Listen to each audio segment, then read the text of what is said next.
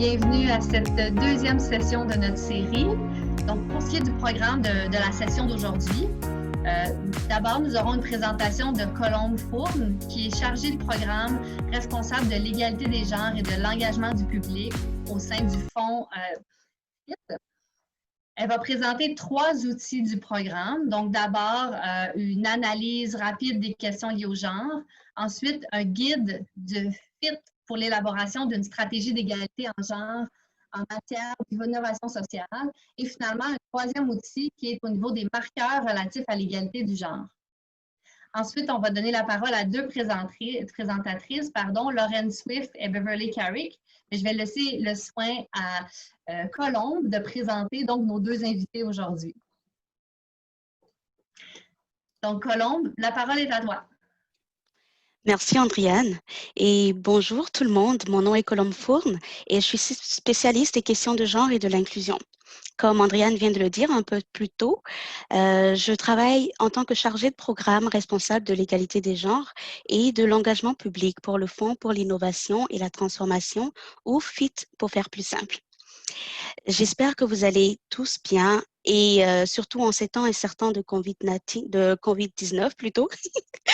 Et c'est un grand plaisir pour moi de pouvoir participer à cette série d'apprentissages organisés par le programme Activer le changement et de pouvoir partager nos ressources en matière d'intégration de la dimension genre dans le cadre de la mise à l'essai d'une innovation.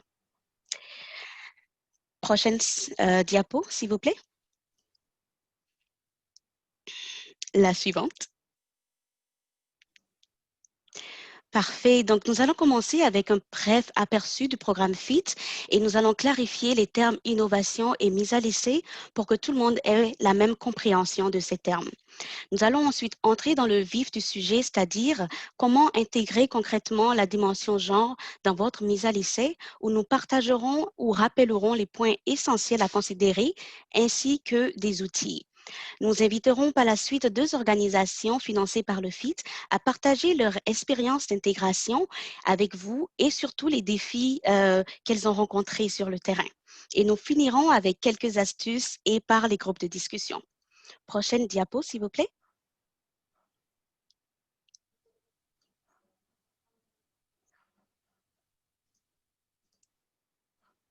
Parfait, merci. Donc, le programme FIT, qu'est-ce que c'est? Il s'agit d'un programme de financement et d'apprentissage unique conçu pour soutenir les petites et moyennes organisations canadiennes qui veulent mettre à l'essai leurs solutions novatrices afin de faire progresser l'égalité de genre et le renforcement du pouvoir des femmes et des filles dans les pays en développement.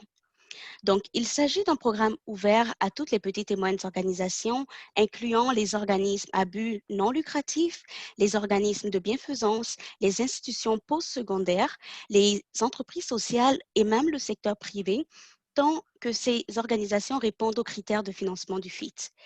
Il faut aussi ajouter que le fonds octroie aux organisations sélectionnées un montant variant entre 150 et 250 000 $ pour mettre à l'essai leurs solutions sur une période de 6 plutôt à 15 mois. Le renforcement des capacités et l'échange d'expériences et de connaissances sont un élément clé de ce programme. Et pour en savoir plus, je vous invite à consulter le site web du FIT, www.fit-fit.ca. Prochaine slide, s'il vous plaît. Parfait. Donc, j'aimerais souligner avant de poursuivre que le programme FIT est un programme du réseau de coordination des conseils provinciaux et régionaux géré par le Conseil manitobain pour la coopération internationale et financé par Affaires mondiales Canada. Prochaine diapo, s'il vous plaît.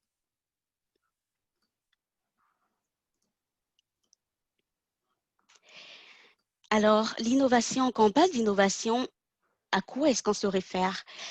Le gouvernement canadien définit l'innovation en matière d'aide internationale comme un processus, un état d'esprit et des moyens permettant de trouver et d'adopter des solutions nouvelles ou améliorées dans le but d'obtenir de meilleurs résultats et d'avoir une plus grande incidence au profit des personnes les plus vulnérables et des plus pauvres.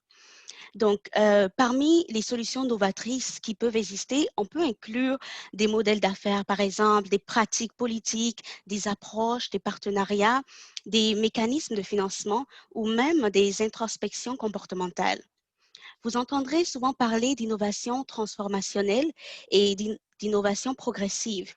Alors, la différence entre ces deux types d'innovation, c'est que l'innovation transformationnelle, quand on parle d'innovation transformationnelle, on se réfère à une nouvelle solution, une nouvelle approche pour régler un problème. Donc, par exemple, ça peut être le développement d'une nouvelle technologie permettant de filtrer l'eau de pluie et afin de la rendre potable pour les communautés vulnérables.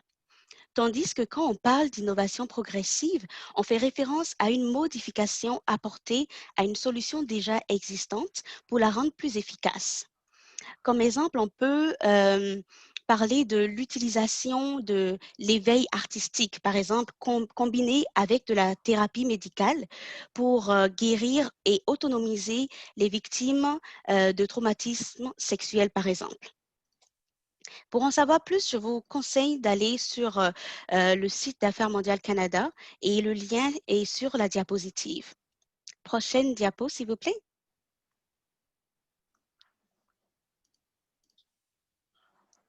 Alors, quand on parle de mettre à l'essai, de mise à l'essai, à quoi est-ce qu'on fait référence? Il s'agit d'un processus d'expérimentation et d'apprentissage.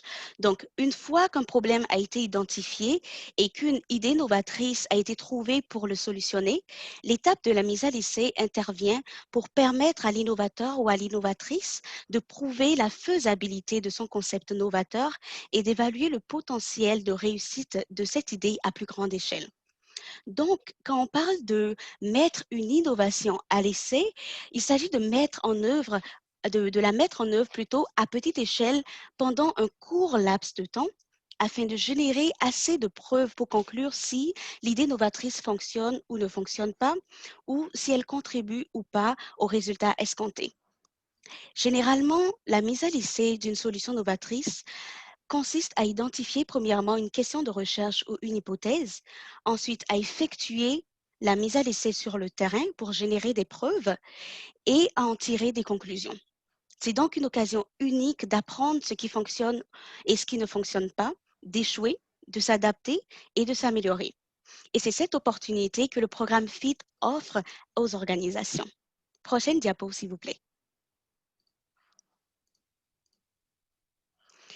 Alors, pourquoi est-ce qu'il est important d'intégrer les questions de genre dans la mise à l'essai d'une innovation, surtout en matière d'aide internationale? Tout d'abord, parce qu'il s'agit d'un droit humain fondamental indispensable à la réalisation des droits pour tous et toutes. Et nous savons tous que plus qu'une plus grande égalité conduit à un développement plus durable et au progrès social. Donc, quelle que soit l'orientation ou le secteur de votre innovation, qu'il s'agisse de la santé, de l'éducation, de l'agriculture, une meilleure égalité améliorera certainement l'efficacité et les résultats de votre initiative. Revenons au cadre de la mise à l'essai d'une innovation. Il faut comprendre que sans une compréhension claire de l'influence du genre dans la mise à l'essai de votre innovation, votre essai peut être préjudiciable à certains groupes de personnes ou même renforcer les inégalités entre les gens existantes dans votre lieu d'intervention, même si ce n'est pas fait de façon intentionnelle. Il faut aussi prendre en compte le fait qu'il existe des différences entre les rôles des femmes et des hommes et par conséquent, ces différences peuvent exiger l'utilisation d'approches et de méthodes différentes d'essai. Il faut aussi tenir compte du fait que les solutions novatrices peuvent avoir un impact différent sur les femmes, les hommes, les filles et les garçons et que les différentes dynamiques de pouvoir peuvent également avoir une incidence positive ou négative sur les résultats de votre essai. Sans oublier le fait que les autres facteurs identité comme la race, l'âge, la religion, le handicap et la manière dont ils interagissent avec le sexe et le genre peuvent également jouer un rôle décisif dans la réussite ou dans l'échec de l'expérimentation de votre solution novatrice. Donc, il est plus qu'important de considérer les questions de genre dans l'élaboration de votre cadre d'essai afin de définir des résultats que vous voulez atteindre grâce à votre innovation, bien sûr, mais aussi leur impact sur les communautés et les groupes les plus vulnérables. Prochaine diapo, s'il vous plaît.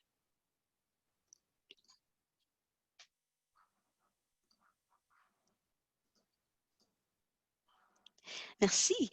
Donc, pour intégrer la dimension de genre concrètement tout au long d'une mise à l'essai, il y a 4 étapes qui sont nécessaires. La première étape, c'est l'analyse du contexte local et du secteur d'innovation sur une perspective de genre. La deuxième étape, c'est l'élaboration d'une stratégie d'égalité de genre et l'intégration de cette stratégie dans le cadre de votre essai. La troisième étape est de mettre en œuvre ces stratégies que vous auriez élaborées. Et la dernière, c'est suivre, évaluer les progrès vers les résultats en matière d'égalité de genre, bien sûr, et adapter et mettre à jour la stratégie en fonction des données que vous allez collecter tout au long de votre mise à l'essai.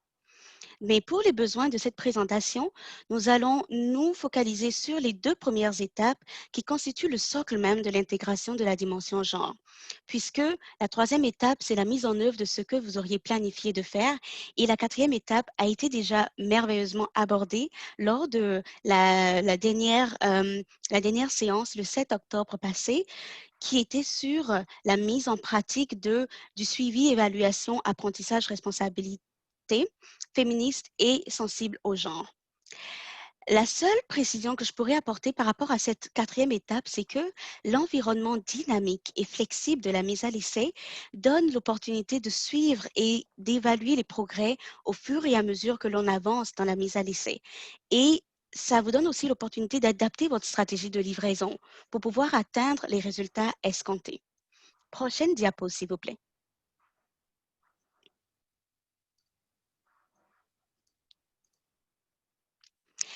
Parfait. Nous allons donc passer à la phase d'analyse et j'aimerais avoir votre avis sur les différents défis que vous rencontrez quand il s'agit d'analyser le contexte local ou d'analyser le secteur de votre intervention. Alors, la première question, c'est est-ce que vous pouvez citer un des principaux défis que vous rencontrez lors de cette étape de votre intégration? Vous pouvez directement le mettre au niveau du chat, donc de la boîte de conversation. Vous avez 1 minute pour l'inscrire. Ce serait un moyen de partager les défis avec les autres organisations et de voir si vous avez effectivement des défis en commun que nous espérions l'outil que nous allons vous proposer pourrait y répondre.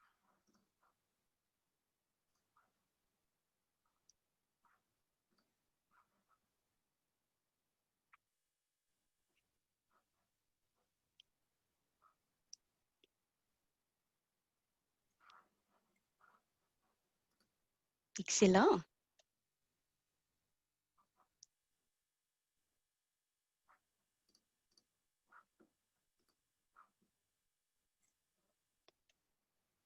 Surtout, continuez à partager avec nous ces défis. C'est vraiment très intéressant.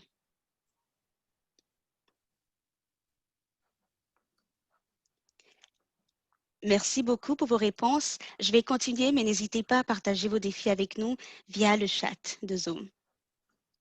Prochaine diapo, s'il vous plaît. Donc, comme vous l'aurez deviné, quand on parle de faire une analyse de genre, ça se fait en 3 étapes. Donc, il faut collecter des données, il faut les analyser et il faut documenter ensuite les conclusions de votre analyse. Et pour ce faire, vous devez avoir une bonne connaissance et une bonne compréhension du contexte local de la mise à l'essai et du secteur de l'innovation sur une perspective de genre, afin de pouvoir identifier maintenant les enjeux de genre clés existants sur le lieu d'intervention et qui pourraient affecter votre mise à l'essai. Donc, la solution ici, c'est d'effectuer une analyse de genre pour avoir une image complète des relations de genre existantes, mais aussi des inégalités systémiques, des normes, des pratiques, des charges socioculturelles qui déterminent l'accès, le contrôle des ressources, la participation à la prise de décision, le respect des droits fondamentaux humains. C'est aussi une opportunité pour vous d'identifier les obstacles et les opportunités à prendre en compte pour assurer le succès de votre mise à l'essai. Et vous allez C'est sûr que vous le savez déjà, mais je vais le rappeler, c'est qu'il est recommandé de réaliser votre analyse avant le début de votre initiative parce que celle-ci devrait servir de base pour la conception de votre innovation, mais aussi la conception du cadre de votre mise à l'essai. Et je vois que les défis que vous nous faites part sont communs à plusieurs organisations.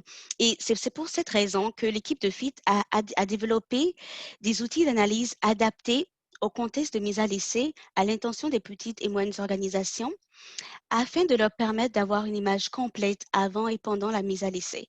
Donc, vous allez voir que nous vous proposons deux outils, l'analyse rapide de genre et l'analyse approfondie de genre. Ces deux outils, vous allez trouver les liens sur la diapositive et je suis sûre que ces liens seront disponibles grâce aux ressources que vont partager le programme Activer le changement avec vous. Prochaine diapo, s'il vous plaît.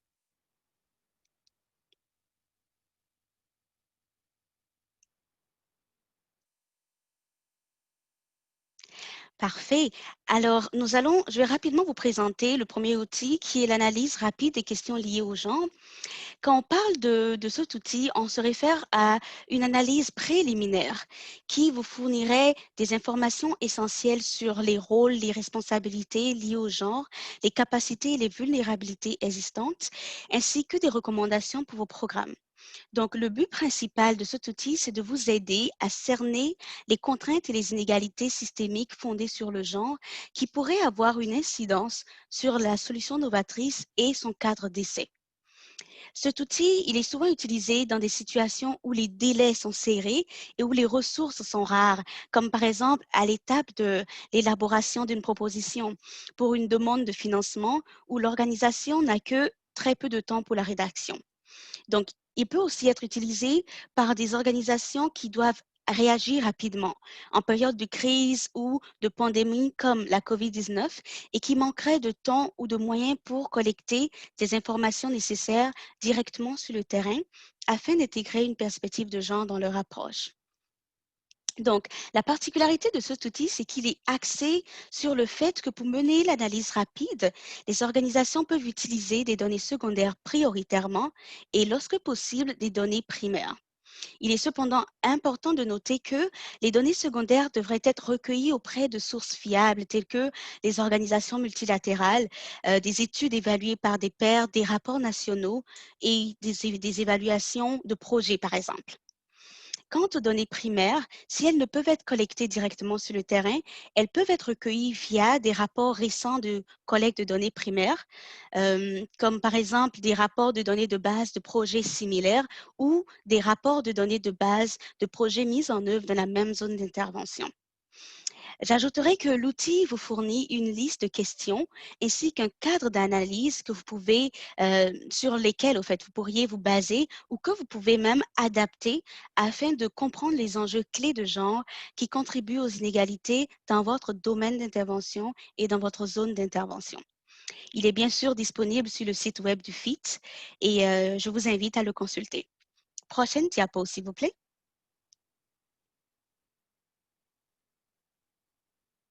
Le second outil d'analyse que je vous propose aujourd'hui, c'est l'analyse approfondie des questions liées au genre. Et cet outil vous permettra d'aller plus loin dans la compréhension du contexte de la mise à l'essai et du domaine de votre innovation. Il faut comprendre que cet outil s'aligne avec l'analyse comparative entre les 16+ et est plus approfondie que celle rapide que j'ai évoquée plus tôt. Elle examine la manière dont les relations de pouvoir contribuent à la discrimination, à la subordination et à l'exclusion dans la société et va au-delà des différences biologiques et socioculturelles pour explorer aussi les autres facteurs d'identité et la façon dont elles se croisent et font de nous qui nous sommes.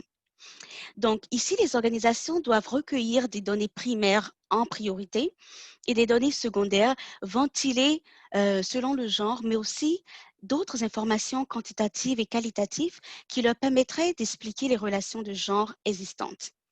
Donc, dans le cadre d'une mise à l'essai, il est fortement suggéré aux organisations d'organiser entre 5 à 10 discussions de groupe, donc focus group, et 20 à 30 entretiens avec les informateurs et informatrices clés au minimum. Idéalement, pour les périodes d'essai qui sont vraiment courtes, avec une portée limitée, il faut viser un échantillon représentatif d'au moins 80 à 100 participants et participantes. Donc, cet outil, il est intégré dans notre guide d'élaboration de la stratégie de genre et je vous en parlerai un peu plus tard et vous propose aussi une liste de questions beaucoup plus étoffée, bien sûr, ainsi qu'un cadre d'analyse des questions liées au genre. Je vous invite donc à consulter aussi notre site web pour pouvoir avoir accès à cet outil. Prochaine diapo, s'il vous plaît.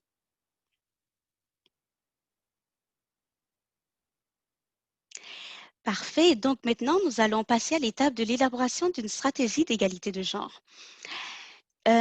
L'élaboration d'une stratégie de genre plutôt peut s'articuler autour de des trois étapes suivantes. Définir des résultats en matière d'égalité de genre à atteindre, établir un plan d'action pour atteindre ces résultats, bien sûr, et définir un plan de suivi et d'évaluation pour pouvoir évaluer l'atteinte de ces résultats tout au long de votre essai. Ici aussi, prochaine diapo, s'il vous plaît.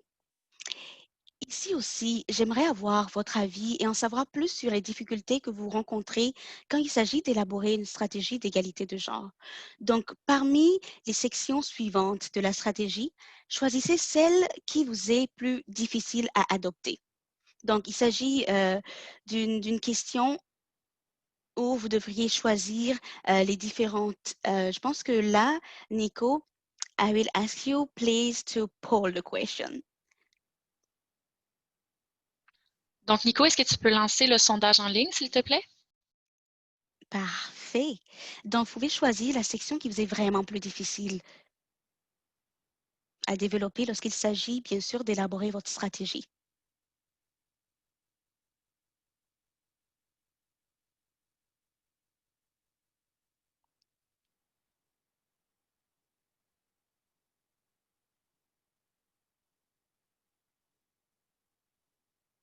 Intéressant, je vois aussi qu'il y a des personnes qui mettent leurs réponses dans le chat. Parfait. Merci.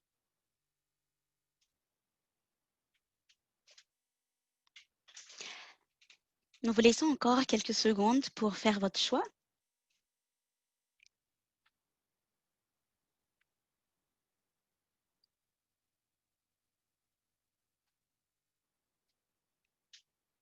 Merci, Nico. Est-ce qu'on pourrait avoir les résultats, s'il te plaît?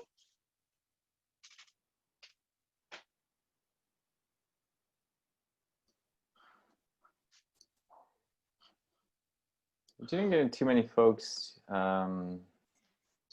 crois qu'il y a trop de gens qui répondent sur le sondage versus dans la boîte de clavardage. Donc, je veux juste voir si tout le monde a eu l'occasion de voir le sondage et si ça fonctionne bien pour tout le monde. I think so. Oui, je crois que oui. Oh, parfait. On a des réponses dans le chat, donc oui, ça a marché. Par rapport aux résultats, on voit que la troisième section, c'est vraiment définir les indicateurs sensibles au genre pour le suivi et l'évaluation des résultats qu'on a identifiés. C'est la section qui est la plus difficile à développer.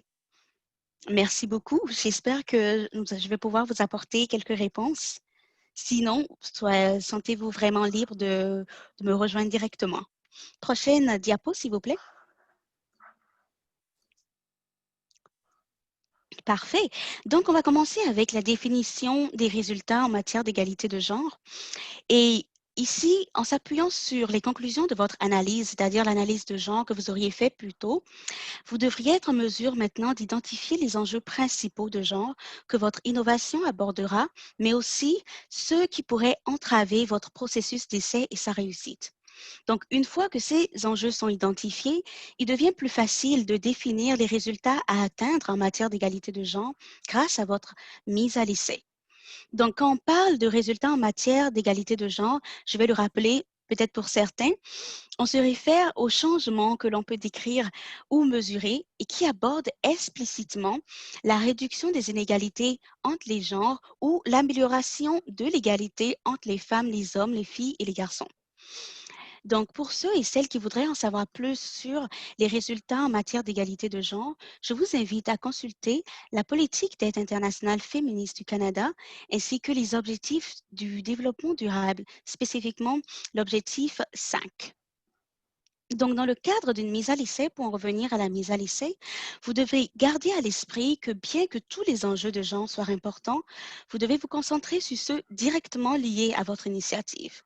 Donc, bien qu'il soit très louable de vouloir atteindre des résultats plus larges comme la réduction de la pauvreté ou l'éradication du mariage forcé pour les filles, vous devez définir des résultats réalistes et faisables dans le cadre de votre mise à l'essai. Dans le cadre du FIT, par exemple, où la période d'essai varie entre 6 et 15 mois, les organisations doivent identifier des résultats atteignables durant cette période afin de prouver, de générer donc des preuves fiables de leur essai. Donc, comme exemple de résultats en matière d'égalité de genre que l'on peut essayer d'atteindre lors d'une mise à l'essai, on peut parler de la participation accrue des femmes à la direction et à la prise de décision d'une institution X, par exemple. Ou encore, on peut parler de l'augmentation du nombre de personnels de santé formés à la prestation de services en tenant compte de la dimension de genre sans aucune discrimination. Donc, voici quelques résultats qui peuvent être atteints durant un court laps de temps. Donc, il faut vraiment penser à ça lorsque vous identifiez les résultats que vous voulez atteindre, lorsque vous mettez à l'essai une innovation. Quand il s'agit bien sûr de la mise en œuvre d'un programme ou d'un projet avec une durée beaucoup plus large, effectivement, vous devez viser un peu plus haut, beaucoup plus large. Prochaine diapo, s'il vous plaît.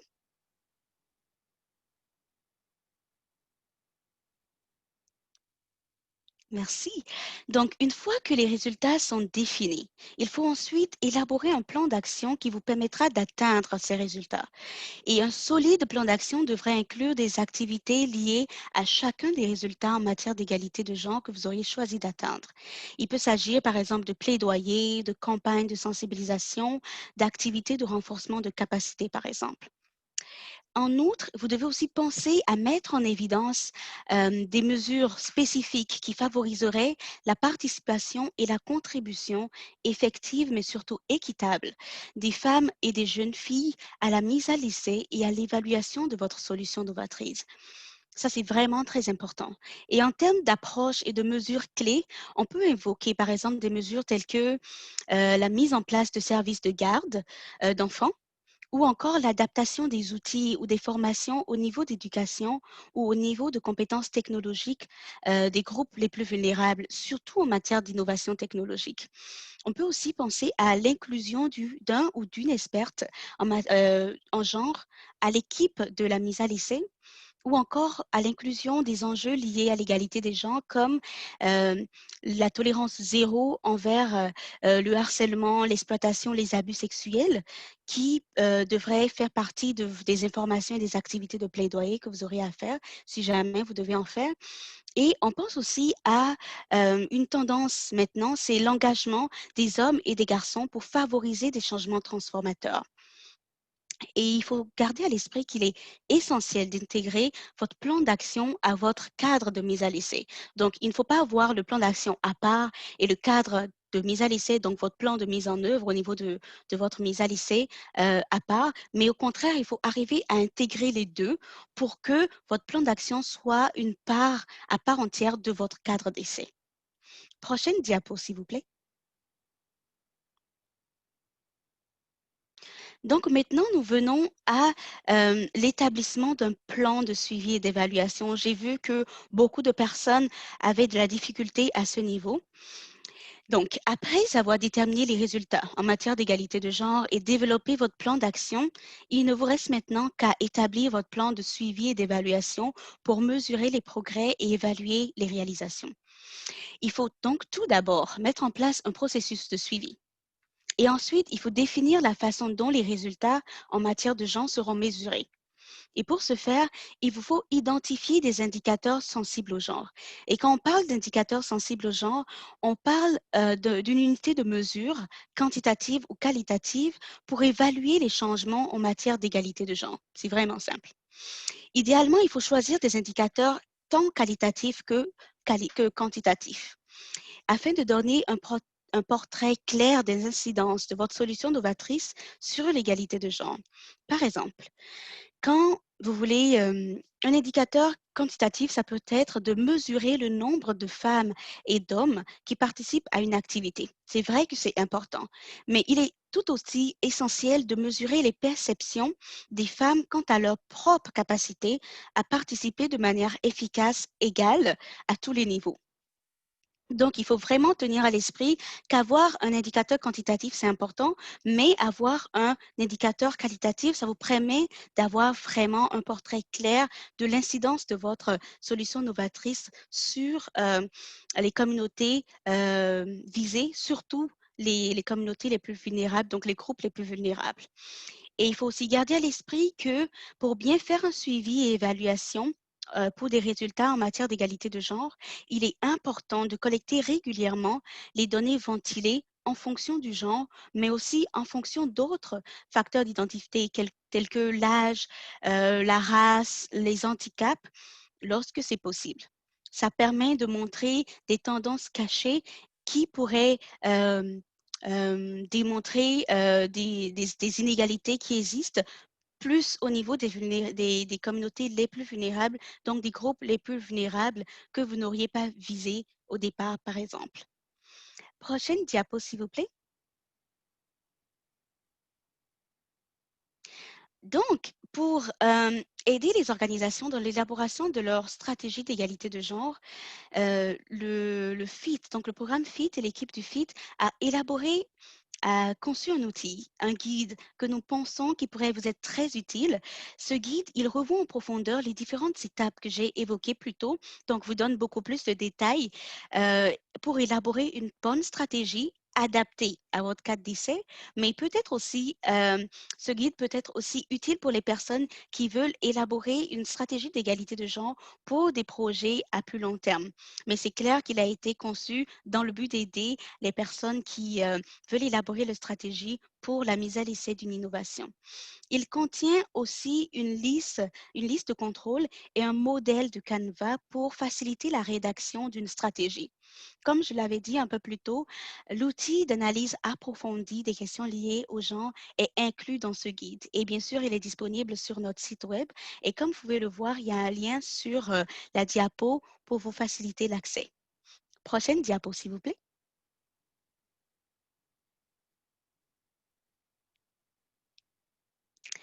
Parfait. Un dernier aspect que j'aimerais aborder avec vous aujourd'hui est celui des marqueurs relatifs à l'égalité de genre. Mais avant de le faire, j'aimerais savoir quel est votre niveau de connaissance par rapport à ce concept plutôt, pour m'aider à savoir si je dois aller en profondeur ou juste faire un petit rappel. Voilà, donc nous avons une question pour vous et je vais demander à Nico de lancer aussi le poll. Donc, connaissez-vous le concept de marqueurs d'égalité de genre et est-ce que vous les utilisez dans votre planification et dans votre rapportage? Vous avez quelques secondes pour répondre à cette question ou du moins à ces deux questions. Choisissez la réponse qui correspond le plus à votre organisation.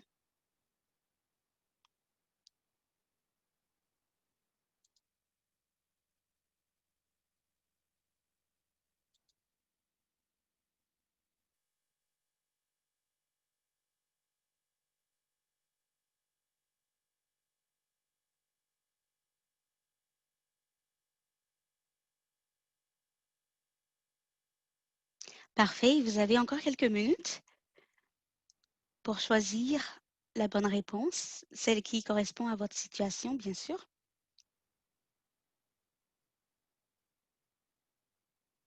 Merci beaucoup pour votre commentaire, Michel, dans le chat.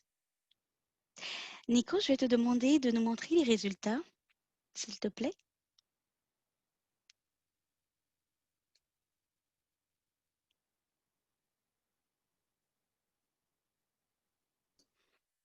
Oui, c'est mitigé. Je vois que la plupart des personnes ont déjà entendu parler ou ne connaissent pas du tout ce concept et les organisations ne l'utilisent pas. Parfait, ça m'aide beaucoup. Alors, prochaine diapo, s'il vous plaît. Merci. Donc, quand on parle de marqueurs relatifs à l'égalité de genre, à quoi est-ce qu'on fait référence? Donc, premièrement, il s'agit d'un outil qui permet de suivre les tendances des investissements réalisés par les organisations dans le domaine de l'égalité de genre et du renforcement du pouvoir des femmes et des filles. Il est souvent utilisé pour aider les organisations à évaluer les principaux objectifs et résultats d'une initiative en ce qui concerne leur impact sur les relations de genre. Il faut savoir que cet outil est aussi utile pour tout gestionnaire ou responsable de projet ou de programme, car il permet de déterminer, selon les résultats de genre que votre innovation veut atteindre, quel effort minimum d'intégration d'égalité de genre vous devez fournir. On l'utilise aussi pour le rapportage et pour l'évaluation, aussi bien du point de vue d'une organisation qui rédige son rapport annuel, par exemple, ou du point de vue d'un récipiendaire d'un financement pour le rapport à partager avec son bailleur de fonds. Donc, cet outil, il est très utile aussi bien pour les bailleurs de fonds, pour les grandes organisations, pour les petites organisations, pour les moyennes organisations. Il faut retenir par contre que chaque organisation a sa définition et ses caractéristiques pour accorder un marqueur à une initiative, mais que le système de notation varie souvent entre 0 et 4. Je vais vous parler un peu du système de notation du FIT qui est de 4 niveaux.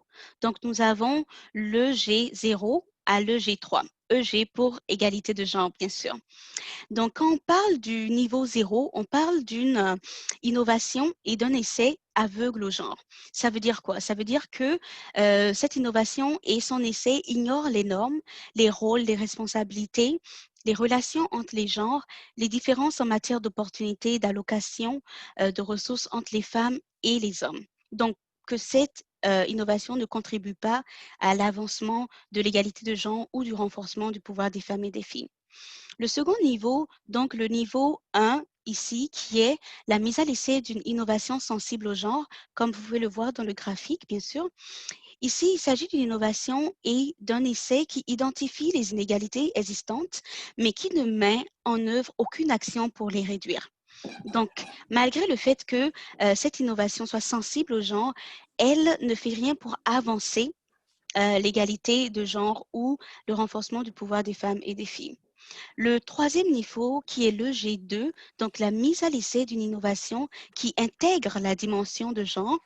Ici, on parle d'une innovation et d'un essai qui identifie et reconnaît les différences et les inégalités existantes et qui articule des politiques et des actions dans le but de réduire ces inégalités. Donc, il faut bien garder à l'esprit que ici, l'égalité de genre y est un objectif important et intentionnel, mais que ce n'est pas la raison principale de la mise à l'essai. Et le dernier niveau, qui est le G3, ici, il s'agit de la mise à l'essai d'une innovation transformatrice des relations de genre.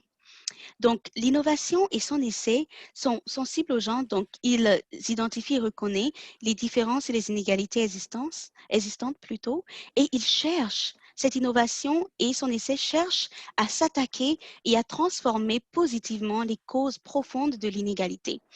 Donc, ce qu'il faut retenir ici, c'est que l'égalité de genre est le principal objectif de cette innovation et de son essai et que celle-ci n'aurait pas été entreprise autrement. Une question clé à se poser pour savoir si votre innovation et votre essai correspondent à cette catégorie, c'est est-ce que cela aurait été entrepris sans cet objectif principal? J'aimerais aussi tirer votre attention sur le fait que le niveau 2 et le niveau 3 sont tous les deux valables. L'un n'est pas préféré à l'autre. Donc, le niveau intégrant la dimension de genre et le niveau transformateur des relations de genre sont tous les deux importants parce qu'ils contribuent à l'avancement de l'égalité de genre ou du renforcement du pouvoir des femmes et des filles. Mais dépendamment de la notation de votre innovation et de son essai, votre intégration de l'égalité de genre devra être plus renforcée. Il est donc important de connaître la définition et les critères d'évaluation en ce qui concerne chaque marqueur. Le troisième outil donc que nous mettons à votre disposition aujourd'hui, c'est l'outil des marqueurs relatifs à l'égalité de genre du FIT. Il vous donne un aperçu de la signification de chaque marqueur ainsi que des exemples pour vous permettre de mieux comprendre ce que chaque marqueur signifie. Il vous fournit aussi les différents critères d'évaluation pour chaque catégorie, ce qui pourrait vous aider à comprendre quel effort minimum d'intégration de genre qui sont nécessaires au fait pour bien qualifier votre innovation, mais aussi les exigences en termes de rapportage. J'espère que cet outil sera utile pour tout le monde. Prochaine diapo, s'il vous plaît.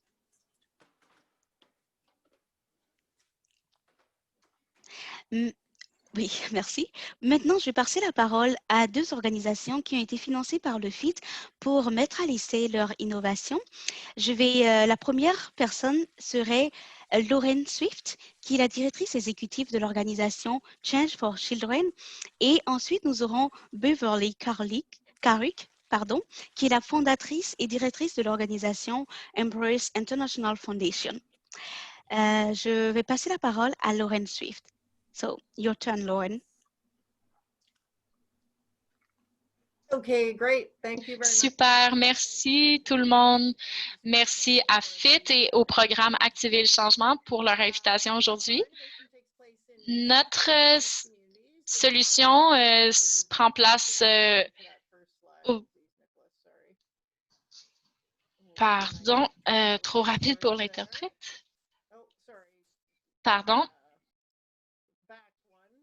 Est-ce qu'on peut reculer?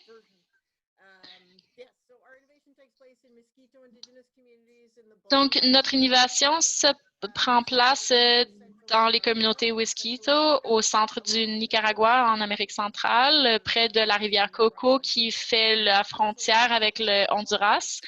Bossawas, avec sa réserve sœur à Honduras, s'établit dans les forêts amazoniennes. Les mosquitos qui vivent près de la rivière Coco sont très vulnérables au changement climatique. C'est la région la plus éloignée du Nicaragua et fait face à des niveaux extrêmes de pauvreté et d'insécurité alimentaire. Prochaine diapo. L'hypothèse de notre innovation veut adapter un cours en ligne de ressources vers des outils adaptés culturellement et linguistiquement à des enjeux sensibles au genre. Donc, en nous concentrant sur des dynamiques d'inégalité de genre dans un contexte des communautés autochtones, nous voulons tester l'hypothèse comme quoi notre outil MOOC peut être utile dans l'implantation d'approches pédagogiques dans un contexte scolaire s'ils sont adaptés au contexte linguistique et culturel local afin d'intégrer une formation adaptée à leur matériel. Changing Schools travaille depuis longtemps sur ces enjeux. Quand on a commencé à construire des écoles secondaires en 2002, en négociant avec le ministère de l'Éducation pour fournir de la formation au personnel d'enseignement, nous avons mentionné une grand écart dans l'accès aux outils pédagogiques et de suivi d'apprentissage dans une perspective d'égalité des genres. Et on a aussi vu un grand manque de ressources d'enseignement accessibles dans la région et on ne parle même pas encore de curriculum sur les questions de genre ou dans les langues locales, mais en fait, il y avait une absence totale de tout matériel d'enseignement lié à ces genres et bien sûr, il n'y avait pas d'accès à la technologie d'information. Prochaine diapo. L'égalité des genres, particulièrement dans le contexte des outils qui viennent d'être présentés par Colombe. Nos innovations tentent d'être réactives aux situations de genre, c'est-à-dire que les enjeux de genre sont impliqués dans notre effort, mais pas central. Donc, notre stratégie d'égalité des genres dans ce projet voulait répondre aux besoins locaux des personnes impliquées, c'est-à-dire les étudiantes, la communauté, les enseignants, les enseignantes, les élus et élues des territoires autochtones locales. Les activités sur l'égalité de genre analysaient les biais de perception, l'accès aux ressources et aussi des concepts liés à l'intersectionnalité. Toutes les activités posaient la question de savoir qu'est-ce que c'est d'être autochtone et femme. L'approche a été très efficace jusqu'à maintenant parce que maintenant, Parce qu'en fait, les personnes avec qui nous travaillons comprennent l'impact du racisme et de réfléchir de manière intersectionnelle aide à améliorer leur affect empathique vers la situation d'inégalité de genre. Prochaine diapo. Au mois de mars, nous étions forcés, comme tout le monde, à transformer nos activités et à adapter nos programmes à la situation de COVID. Mais nous avons été très chanceux et chanceuses parce que juste avant que tout soit fermé dans le monde, nous avons pu conduire une analyse des données afin d'évaluer le déploiement de technologies et de permettre des séances de formation pour le corps enseignant, avec les consultants en perspective de genre, qui était une femme nicaraguaine avec qui nous travaillons dans le cadre de notre curriculum. Et ici, on vous fait une brève explication de l'application de notre programme, alors que nous explorions les réalités autochtones femmes. Et ici, on explique que les enseignantes ont moins d'éducation, moins de temps, moins de salaire et moins d'occasions que leurs homologues mâles. Prochaine diapo. Compte tenu de ces réalités, nous avons concentré nos activités en égalité de genre à l'obtention de résultats concrets pour accompagner les enseignantes dans l'obtention de ressources qui font la promotion d'égalité de genre et aussi de l'information sur la santé reproductive afin de permettre la tenue d'ateliers adaptés aux membres de la communauté locale. Mais depuis le mois de mars, nous avons dû adapter ces ateliers de formation sur les questions de genre vers un format en ligne qui se concentre sur le corps enseignant. Et puisque nous avons eu de la chance, dans le sens où le Nicaragua n'a jamais vraiment complètement fermé son système local, notre plus grand défi a été les enjeux de connectivité, le soleil doit briller afin d'améliorer l'accès à la connectivité, dépendamment aussi de l'accessibilité au réseau cellulaire. Et il y a toujours ce défi du clivage de l'accès à la connectivité avec les peuples autochtones. Mais au-delà de ces défis, nous avons eu 2 ateliers très qui ont très bien marché afin de bien former le corps enseignant à ces enjeux. Et nous avons aussi pu renégocier nos délais avec nos bailleurs de fonds qui ont été flexibles et compréhensifs afin de développer des ateliers qu'on peut donner en personne au printemps 2021. Prochain diapo, merci. Oh, pardon. J'arrête pas de regarder mon propre écran et je suis tout mêlée. Nous nous engageons envers le principe de présentiel parce que nous avons des inquiétudes tant qu'à l'efficacité de la formation sur l'égalité des genres dans un format en ligne. Et ça, c'est la discussion que nous voulons précisément tenir lors du sous-groupe de conversation, c'est qu'en fait, on se demande quelle est l'efficacité de l'approche en ligne à distance lorsqu'on parle de ces enjeux. Et on est en train de réfléchir à un projet d'évaluation de mi-projet afin d'apprendre des innovations jusqu'à maintenant. Et ça, c'est bien sûr délayé à cause de la crise du COVID. Donc, bien sûr, on s'adapte, mais on apprécie beaucoup cette occasion d'aujourd'hui de pouvoir échanger avec vous afin de faire un échange de connaissances et d'expériences sur le succès de nos mesures dans vos propres projets, mais aussi par rapport à vos propres perspectives sur l'efficacité du programme en ligne, en fait. Donc, merci beaucoup pour votre temps et votre écoute. Et je vais maintenant donner le micro à Bev Carrick de Embrace International. Merci beaucoup, Lorraine. J'ai beaucoup apprécié votre présentation. J'aimerais vous parler ce matin de l'inclusivité en ligne pour la jeunesse ugandienne. Autour du monde, les institutions étatiques continuent de poser de grosses questions par rapport à l'efficacité de l'enseignement en ligne. Comment est-ce que les enfants peuvent-ils mieux apprendre? Comment pouvons-nous lutter contre le décrochage scolaire et nous assurer que tous et toutes aient les mêmes conditions d'apprentissage, autant chez les garçons que les filles? Et comment nous assurer que les groupes les plus marginaux, par exemple les enfants vivant avec des situations de handicap, comment pouvons-nous nous assurer que les conditions d'accessibilité soient remplies pour tout le monde? Prochaine diapo, merci. Le but de Embrace International avec le programme FIT et son projet de recherche, c'est d'arriver avec des résultats de renforcement des techniques d'apprentissage en ligne en nous concentrant principalement avec les situations de filles vivant avec une situation de handicap. Le ODD numéro 4 se concentre sur l'accessibilité à l'éducation pour les jeunes de partout au monde, mais les compétences qui doivent à la fois combiner des compétences scolaires et la littératie technologique posent des problèmes tout nouveau à notre époque.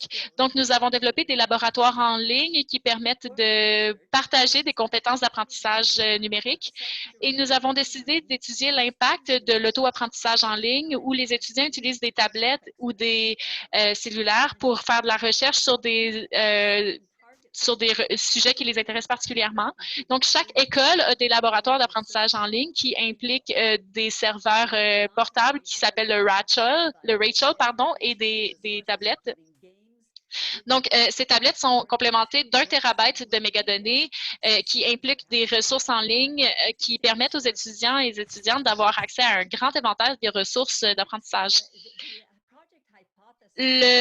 L'hypothèse du projet, c'est que l'accès à ces méthodes d'auto-apprentissage autogérées, autonomes, augmentera non seulement les compétences cognitives et non cognitives, tout en faisant la promotion du respect des conditions de personnes en situation de handicap, de manière à mieux accompagner le processus d'apprentissage pour tous et toutes. Donc, pour mieux concentrer notre analyse des résultats de notre projet, nous avons intégré l'évaluation de données cognitives et non cognitives, donc autant la capacité de concentration que la confiance en soi, par exemple, qui sont des enjeux tout aussi importants pour les jeunes qui vivent avec des difficultés d'apprentissage. Donc, par exemple, nous avons intégré des devoirs mathématiques et linguistiques à notre cursus en ligne qui soient adaptés à chaque individu du programme. Prochaine diapo, s'il vous plaît.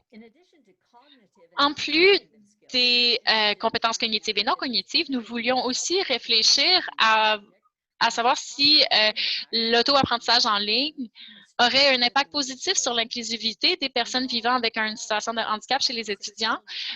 Donc, en impliquant les étudiants de 5e et 6e année vers ce programme de laboratoire en ligne, nous avons vu que les étudiants pouvaient travailler en collaboration avec les gens vivant avec des situations de handicap. Donc, nous voulions voir si ces méthodes permettaient de lutter contre la discrimination envers les personnes vivant des situations de handicap parmi les étudiants et les étudiantes. Donc, nous avons demandé à des personnes faisant face à des situations de handicap de répondre à des questions qui ont été élaborées par l'Université McMaster. Prochaine diapo. Pour une phase de test de base, nous avons testé des étudiants et des étudiantes de 5 et 6e année dans des terrains d'applications différentes. Donc, nous avons utilisé des tests de littérature et de maths, des questionnaires, nous avons fait des entrevues et nous avons évalué les compétences non cognitives, c'est-à-dire la confiance en soi, la motivation, etc.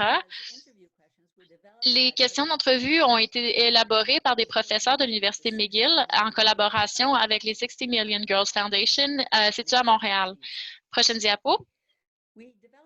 Nous avons élaboré une stratégie d'égalité des genres pour ce projet après avoir fait un scan des analyses de genre dont le but était d'aborder les inégalités pour les filles, incluant celles vivant en situation de handicap, de manière à réduire les barrières vers une éducation de qualité, sécuritaire et inclusive. Donc, l'objectif que nous tentions d'obtenir, c'est d'augmenter la confiance en soi, la motivation et le savoir quant au sujet systémique. Le but est aussi d'aider les filles à développer des compétences d'ordinateur de base afin d'augmenter leurs chances d'obtention d'emploi Et l'idée, c'est d'avoir un discours général et populaire sur la question de la droit des filles dans notre intervention, afin de mettre en lumière les obstacles auxquels font face les filles dans un contexte scolaire. Est-ce qu'elles ont une accessibilité égale à l'éducation? Est-ce qu'elles se sentent en sécurité à l'école? Donc, nous avons aussi intégré des données sensibles au genre afin de mieux analyser l'impact de nos interventions. Nous avons aussi l'intention de fournir des formations sur les enjeux féministes et de genre dans tout notre personnel interne et nous assurons que chaque laboratoire en ligne soit un espace sécuritaire pour les filles et les femmes vivant avec des situations de handicap afin que chaque étudiant se sente en sécurité et à l'aise de poser des questions dans leur parcours vers l'auto-apprentissage en ligne. Nous avons bien sûr rencontré des défis. Prochaine diapo. La plus grande étant, comme tout le monde le sait ici, c'est la COVID-19. Donc, nous avons débuté notre projet de recherche en février 2020 et nous avions presque terminé de faire la phase de test sur le terrain quand le gouvernement d'Ouganda a bien fermé toutes les écoles. Nous avons à ce moment-là pu analyser toutes les données récoltées afin d'élaborer un prochain plan d'action que nous pourrons implanter à la prochaine session scolaire. Donc, l'idée, c'était de cerner les perspectives et le sentiment des filles qui étaient plus habituées à un environnement scolaire autoritaire.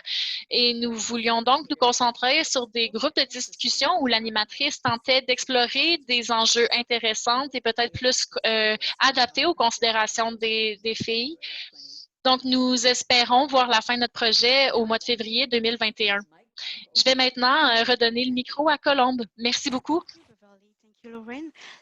Merci Lorraine. Merci Bev. Je voulais commencer à parler en anglais alors qu'on a un traducteur. Donc, je ne vais pas m'attarder sur la diapositive conseils et astuces. Je vais tout simplement vous dire qu'il est important de tirer profit des partenaires locaux que vous avez parce qu'ils vont pouvoir vous aider à avoir une mise à l'essai efficace et durable. Il faut aussi penser à utiliser une approche inclusive. Donc, impliquez vos bénéficiaires lors de l'identification des problèmes de genre et de la définition des résultats en matière d'égalité de genre. Vos bénéficiaires, spécialement les femmes et les personnes plus vulnérables, doivent faire partie de votre cycle de mise à l'essai et doivent y contribuer aussi bien en tant que participants que innovateurs ou innovatrices. Et il faut savoir que ce qui peut vous paraître comme un résultat de votre essai peut ne pas l'être pour vos bénéficiaires. Donc, essayez de collecter ces informations auprès de vos bénéficiaires. Tirez aussi avantage de l'environnement dynamique de votre mise à l'essai parce que ça vous permet de faire le point et d'adapter votre stratégie au fur et à mesure que vous progressez pour mieux atteindre vos résultats. Gardez à l'esprit surtout que la stratégie d'égalité de genre, c'est un document vivant qui doit être nourri au fur et à mesure que vous avancez dans votre essai. Pensez aussi aux questions d'égalité de genre dès la conception de votre initiative. Donc, n'attendez pas de faire un ajout après avoir tout conçu. Il faut que la logique derrière votre considération soit vraiment claire et compréhensible. Par exemple, nous prenons telle mesure parce que lors de notre analyse, nous avons remarqué tel problème de genre qui pourrait avoir tel impact sur nos résultats. Comme vous l'avez vu avec Lorraine et Beverly, l'environnement d'essai, dans l'environnement d'essai, il est vraiment difficile de tout prévoir, mais anticiper certains risques liés aux gens peut être un grand avantage. Et pour finir, je vous dirais de prévoir les ressources humaines et les ressources financières suffisantes pour considérer les questions de genre lors de votre essai. Parce qu'il serait vraiment drôle d'avoir une bonne stratégie d'égalité de genre, mais pas les moyens pour la mettre en œuvre. Merci. Prochaine diapo, s'il vous plaît.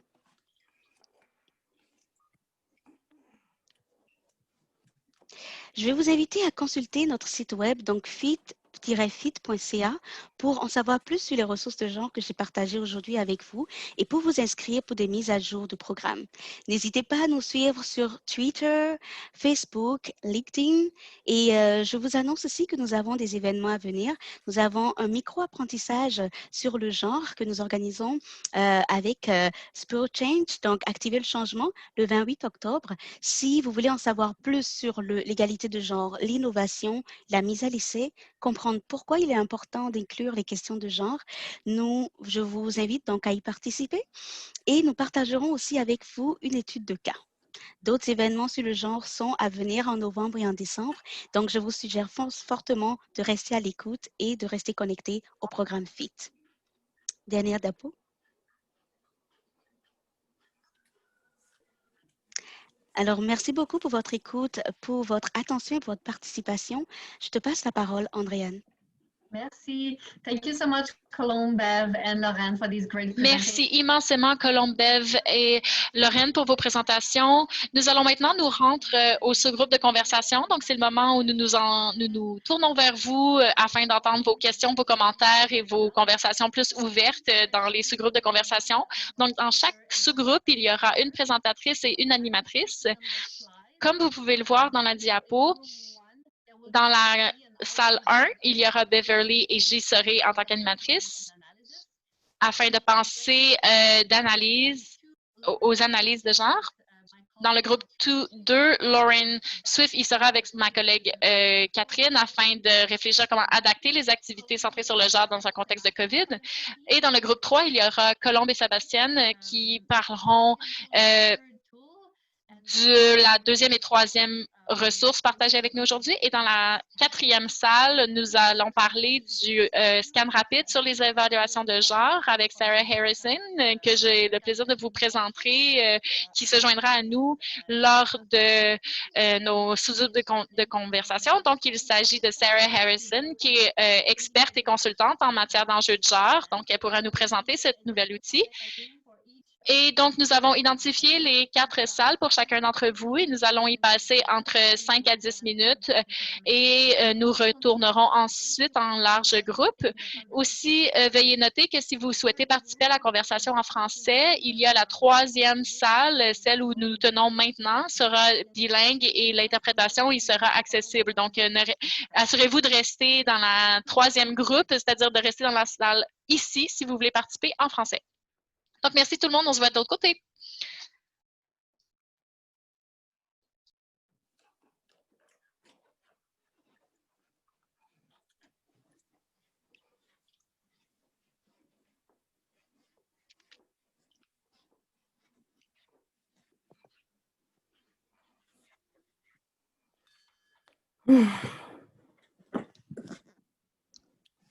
Parfait. Je pense que maintenant, nous sommes seulement les personnes qui sont supposées d'être dans les groupes numéro 3.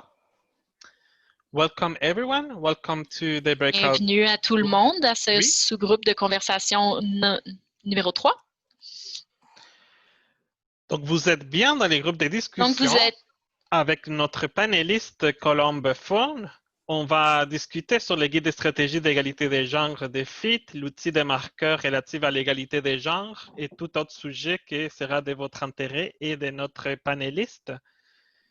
Cette salle est bilingue, donc veuillez utiliser la fonction d'interprétation pour bien comprendre et vous faire comprendre. Nico? Do you mind inviting me to a room? Oui, est-ce que tu pourrais m'inviter à la pièce sur le GEM, s'il te plaît? Pardon. Parfait.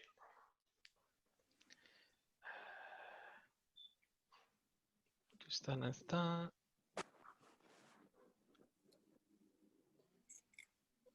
Avec qui, Nico? Sarah. Sarah Harrison. Okay. Voilà.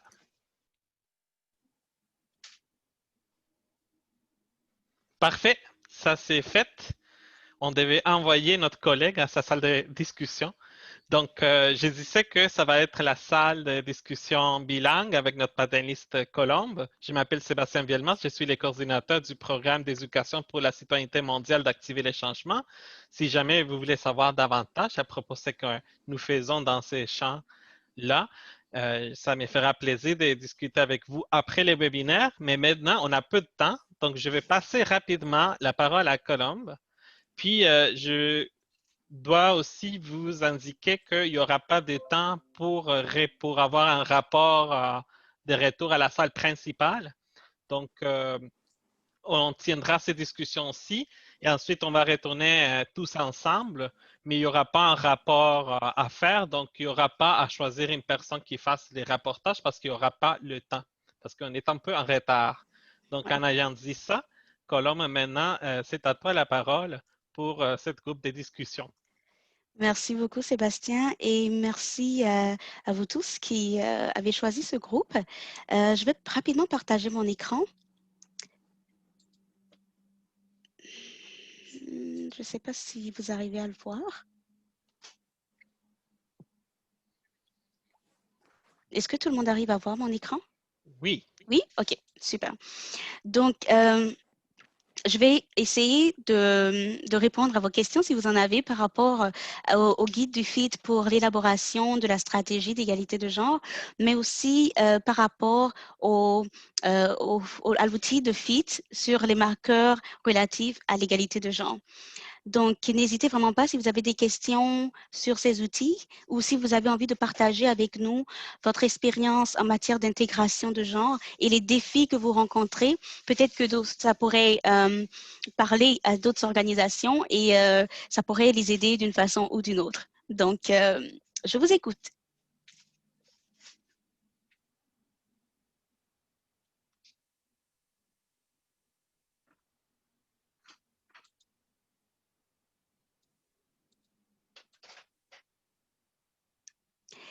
Je sais qu'il est difficile d'être le ou la première à briser la glace. Donc, je vais demander à un ou une courageuse de prendre la parole.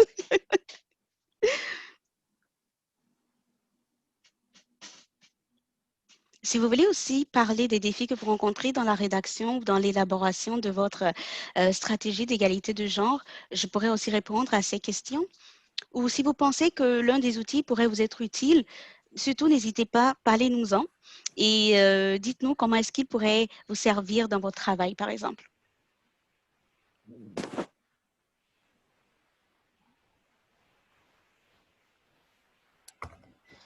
Bon, alors, je peux peut-être m'essayer.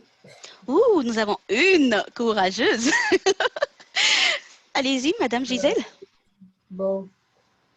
Ben, moi, je pense que quelque chose qu'on a vraiment appris, c'était, parce que bon, c'est aussi à cause du secteur dans lequel on travaille. Nous, on travaille dans le secteur minier artisanal dans différents pays en Afrique. Et on a des équipes nationales. Et lorsqu'on fait de la recherche, on travaille également avec des chercheurs nationaux, chercheurs et chercheuses. Alors, je pense que maintenant, on a bien appris qu'au tout début de dès qu'on commence à mettre en œuvre, même avant la mise en œuvre de nos projets sur le terrain, c'est vraiment de s'assurer que tous les membres du personnel, que ce soit à partir d'ici ou dans différents pays en Afrique, qu'on ait vraiment la même conception de ce qu'on entend par l'égalité des genres. Donc, on commence toujours par vraiment réaliser ou organiser des formations et des formations assez approfondies. Et on essaie de terminer toujours les formations sur des éléments pratiques, donc reprendre un peu les tâches, les responsabilités de chacune, et de voir comment chacune peut intégrer ou pourra intégrer tous les aspects relatifs à l'égalité des genres dans son propre travail, même pour ceux qui travaillent au niveau des finances. Donc ça, en fait, c'est plutôt comme une leçon apprise que je voulais partager avec vous. Merci Gisèle, parce que c'est vraiment une très bonne pratique. Et ma question si je peux te tutoyer bien sûr, pour toi Gisèle, c'est est-ce que pendant ces formations, par rapport à votre équipe au niveau local, mais même aussi, je suis sûre que vous en faites aussi ici au niveau de l'organisation canadienne elle-même, est-ce que vous faites face à des défis, c'est-à-dire en matière de changement de perception? Est-ce qu'il est par exemple difficile d'apporter cette notion d'égalité de genre et de renforcement du pouvoir des femmes et des filles auprès des acteurs locaux? Je m'excuse, je dois vous interrompre juste un instant pour demander à Gisèle, si possible, de se rapprocher un peu plus au microphone parce que notre interprète a un peu mal à bien entendre. D'accord. Est-ce que Je vous là, remercie Gisèle et je remercie les autres aussi. désolée, j'ai souvent un ton de voix un peu bas. Est-ce que vous m'entendez mieux maintenant pour Oui. l'interprétation? Oui, effectivement, oui, c'est sûr qu'on a, en fait, ça suscite de bons débats. Parce qu'évidemment, quand on commence à parler des différentes sphères, hein, la sphère reproductive, la sphère productive, etc., bien, souvent, on a des collègues, bon, la plupart du temps, ce sont des collègues masculins, mais ça pourrait être aussi des femmes, pourquoi pas, qui ont de la difficulté aussi à comprendre que, tu sais, comme la valeur, hein, la valeur sociale qui est associée aux différents rôles qu'on peut jouer selon les différentes sphères. Alors, pour eux, par exemple, ils vont dire souvent que non, que les femmes qui décident de rester à la maison sont vraiment contentes. Mais, alors là, on les ramène toujours sur l'idée de, mais est-ce que c'était un choix? Est-ce que cette personne-là a eu le choix? Est-ce qu'elle avait le choix ou différentes options de vie où elle n'en avait moins ou pas d'autres?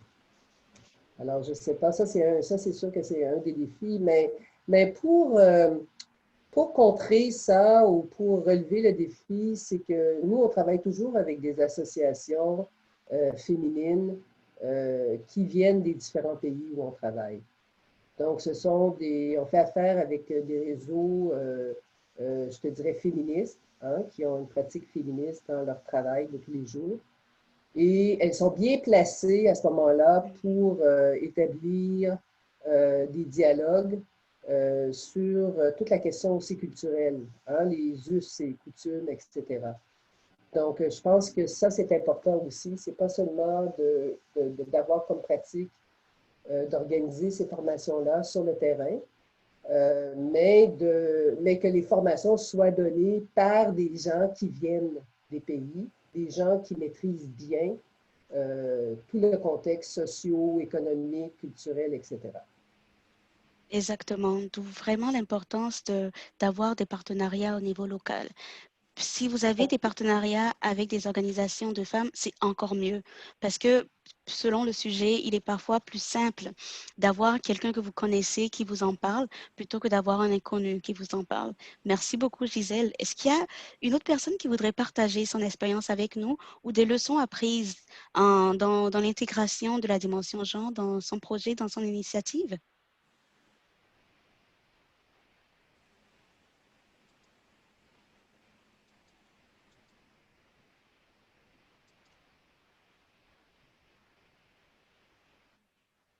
Dans ce cas, je vais vous demander de lever la main si vous trouvez que le guide du FIT pour l'élaboration de la stratégie d'égalité de genre pourrait vous être utile. Vous pouvez juste utiliser, je pense qu'il y a cette option de mettre comme ça ou comme ça, juste de faire un signe.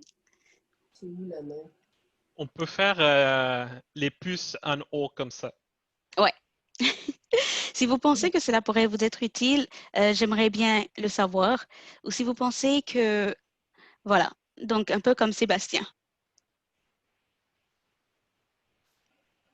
Il faut se rappeler que ce guide inclut l'outil d'analyse approfondie de genre. Donc, ça explore vraiment les rôles, les responsabilités, les normes socio-culturelles, leur interaction, les dynamiques de pouvoir, les autres facteurs d'identité comme l'âge, le sexe, les orientations sexuelles et la façon dont elles s'entrecroisent avec les autres, avec le genre et le sexe. Donc, elle vous fournit aussi un cadre d'analyse, ce qui est vraiment intéressant parce que il est difficile, une fois que les données sont collectées, de trouver comment les catégoriser pour pouvoir en extraire l'information importante. Et avec ça, on vous fournit aussi un modèle de rédaction de la stratégie. Je pense que c'est vraiment utile pour les personnes qui écrivent souvent des propositions ou des plans de mise en œuvre. Donc, si vous pensez que cet outil peut vous être important, alors merci de faire juste un signe ou d'écrire quelque chose dans le chat ou de me donner votre avis par rapport à ça. Colombe, nous avons Andrea qui y a peut-être un commentaire à faire. Oh oui, oui. Oui, dans le fond, notre organisation, je travaille pour Equitas, qui est un centre d'éducation des droits humains. Oui. Et justement, on a eu une discussion il y a un mois pour les mêmes, je ne sais pas comment ça s'appelle, les markers, Oui. les mêmes niveaux, disons. Et je trouve, notre discussion à l'interne, c'était que c'est vraiment difficile des fois de savoir où positionner soit un indicateur dans notre PMF ou comme soit un projet, les objectifs et tant que tel. Donc, je crois que ma question, c'est comment est-ce qu'on peut catégoriser quelque chose si facilement quand c'est très messy dans la vraie vie? Tu sais, c'est pas tout le temps c'est pas 4 niveaux tout le temps. Donc, je ne sais pas comment vous le faites dans vos organisations. Donc, en fait, c'est pour ça qu'on a déterminé des critères d'évaluation. Parce que si on se concentre simplement sur l'objectif, donc l'objectif, c'est important. Les résultats que vous visez d'atteindre, c'est important parce que si vous avez une innovation ou bien si vous avez un projet qui, malgré le fait que vous avez fait une analyse de genre au départ, mais que dans votre stratégie de livraison, il n'y a rien. Il n'y a vraiment aucune action, il n'y a aucune mesure, il n'y a aucune politique pour changer le statu quo, pour changer ce qui se passe. Alors, ça veut dire que vous êtes sensible au genre, oui, mais que vous ne faites pas avancer la cause. Et donc, à ce moment-là, vous vous situez vraiment au niveau de gender sensitive, donc sensible au genre. Maintenant, quand l'on va un peu plus loin, c'est-à-dire quand nous avons une innovation ou un projet qui vise qui parmi ces résultats vise l'égalité de genre. Donc, ça peut être en matière de participation au processus de décision, ça peut être en matière du respect des droits humains, ça peut être la violence, par exemple, ou encore en matière d'accès et de contrôle sur les ressources. Donc, quand vous avez ce genre de résultats que vous incluez dans votre initiative et qu'en plus de cela, vous avez fait, bien sûr, une analyse de genre au préalable qui vous a permis de définir ces résultats-là. Et enfin, avec cela, si vous avez un plan, une stratégie, donc des mesures pour vous permettre de mettre en œuvre votre initiative ou votre innovation de façon sensible au genre. Donc, quand je parle d'un plan, je parle du plan d'action, donc des mesures comme qui pourraient contribuer à la participation et à la contribution des bénéficiaires, donc des femmes et des filles, et que tout cela vous permet de faire un changement au statu quo. Vous pouvez donc catégoriser votre initiative de responsive, donc d'intégrant la dimension genre. Et par rapport au dernier niveau, qui est celui transformateur des relations de genre, je tiens à préciser que ici, nous l'avons adapté au contexte de la mise à l'essai. Donc, ça veut dire que nous ne regardons pas le côté plus large qu'il pourrait avoir parce que pour certaines organisations, c'est vraiment beaucoup plus large. Ici, on parle d'une innovation et d'une mise à l'essai qui cherche à réduire, alors que pour d'autres organisations, c'est vraiment des solutions novatrices et des mises en œuvre qui réduisent ou qui abordent directement je dirais, les causes profondes des inégalités. Donc, il faut vraiment faire attention aussi à l'aspect l'essai qui est de petite durée et à l'aspect mise en œuvre qui est de plus grande durée. Et quand on parle de... Pardon, Colombe. Oui, je suis tellement désolé de t'interrompre. C'est que toutes les personnes des autres groupes sont maintenant dans la salle parce qu'on revient à la salle principale, puis notre groupe de discussion s'est tenu à la salle principale.